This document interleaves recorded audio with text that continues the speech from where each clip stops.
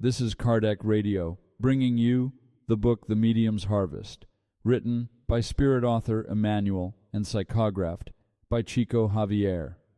This partial audio recording will cover Chapter 26, titled Phenomena and Books. Enjoy. Chapter 26, Phenomena and Books.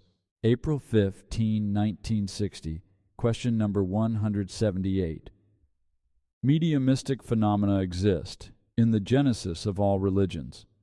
Then, like ignis fatui, which is a deceptive flitting light seen at night, they disappear in the radius of the hour in which they manifest themselves. However, the books born of these phenomena remain indefinitely in the horizons of the spirit. There are those who smile ironically at the Hindu narrative in which an astonished Arjuna observes the sublime manifestations of Krishna. Nevertheless, the poems of the Bhagavad Gita chant imperishable mantras of the highest virtues. There are those who disbelieve history when it states that Zoroaster collected the teachings of Ormuzd, spirit, from the eminences of the Alborja.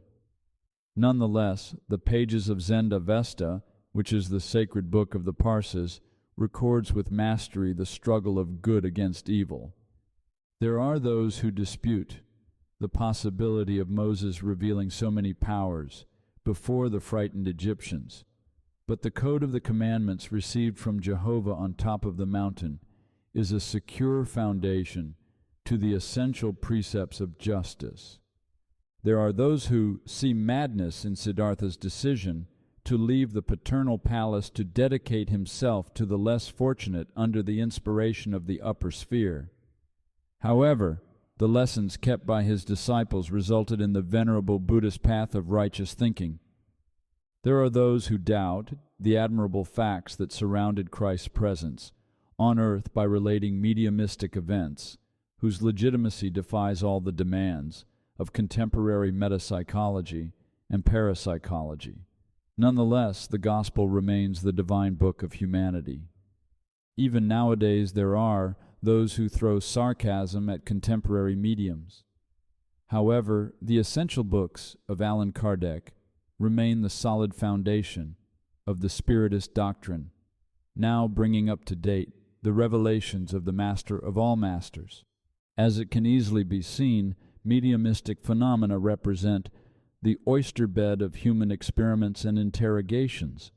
The edifying book, however, is the pearl that proceeds to garner the growing treasure of the wisdom that never dies. Thus, let us educate mediumship among ourselves so that it may surprise and solidify the emotions, the ideas, the words, and the work of the messengers who bring forth and oversee earth's progress. For in truth, the book is the magical guide of the multitudes and only a noble book, which informs the intelligence and enlightens reason, will be able to overcome the darkness of the world.